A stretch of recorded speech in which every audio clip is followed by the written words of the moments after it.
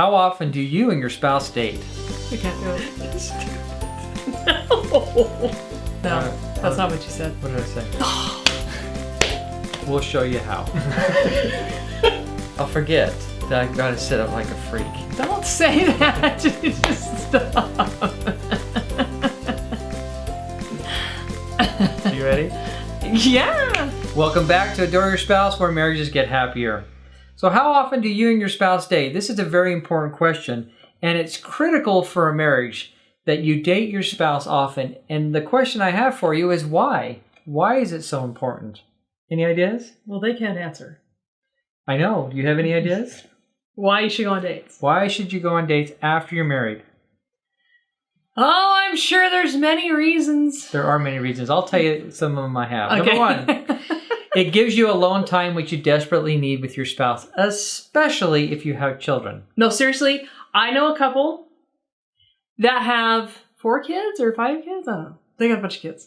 And their oldest is like 12 or 13 or 14. They said they've never, now this isn't a date, this is a getaway, but they've never, ever, ever been on vacation alone since they had their first child. Ugh.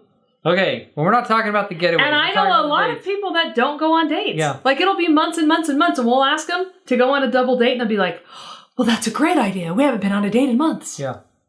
Not blame. Yeah, we go on dates religiously. I get ticked off at people if they try to interrupt my date. Don't interrupt the It's date. critically important to marriage. It allows you to experience new things together and create new happy memories.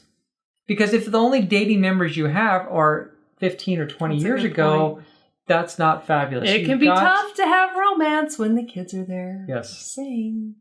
The other thing, it gives you the opportunity to dress up for your spouse. Yes, and we talked about this on another video. Because you're going to take off to work in the morning, and or maybe both of you, or she's going to be home and she's in her robe or whatever, and you really want to dress up for each other. One of the funnest dates I remember going on is when we went to the Symphony Gala, and we'd only been married for, 2 years? We need to do that again, because she dressed up in like a prom dress type thing, and I was in tux, wasn't I?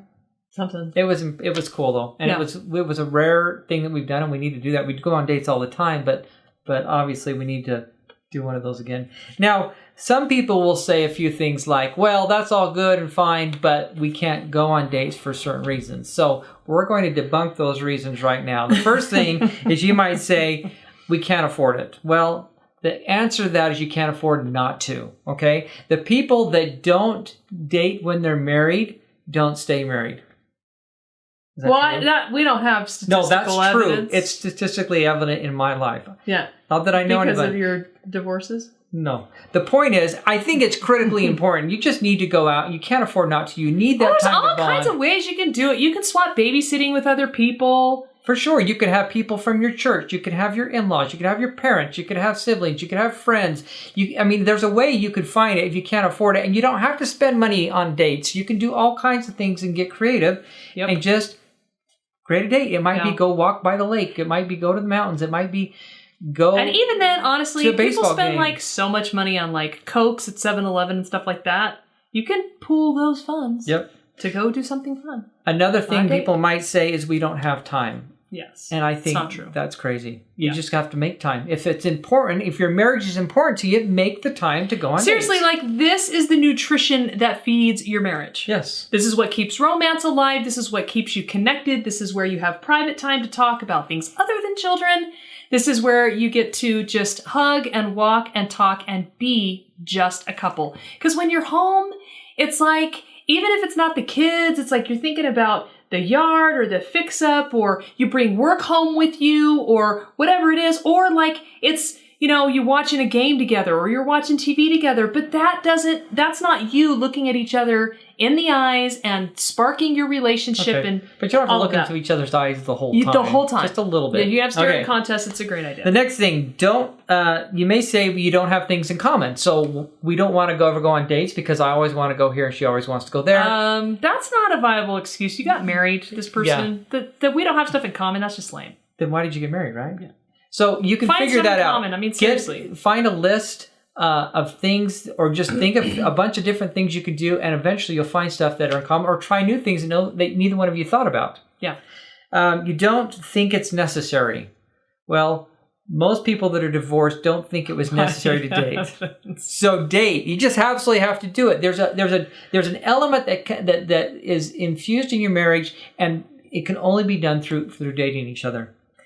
The last thing is you say, well, I don't really need to impress my spouse. Well, that's a big no-no, because you want to impress your spouse always because you want to keep them your spouse. I mean, once you win your spouse, you don't want to lose them. And there's way too many cases where someone wakes up and then the spouse says it's over. So you've got to make sure you engage. That's like saying, I don't need to impress my boss. That's like saying, hey, I got the job. He's going to keep me on forever because I'm such a great guy. And I can do whatever I want. I can have the bad manners.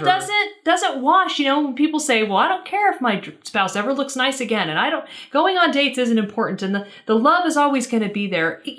Anything worthwhile takes effort.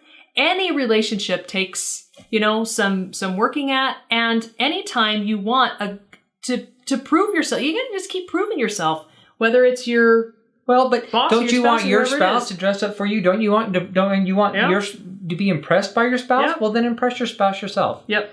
So our challenge for you is to go on a date. If you haven't been on a date, plan one and make the plans accordingly to your finances and the time and everything, and make it happen, and brainstorm with your spouse what they'd like to do, what you both would like to do, so you can start dating or just improve the dating that you're already doing.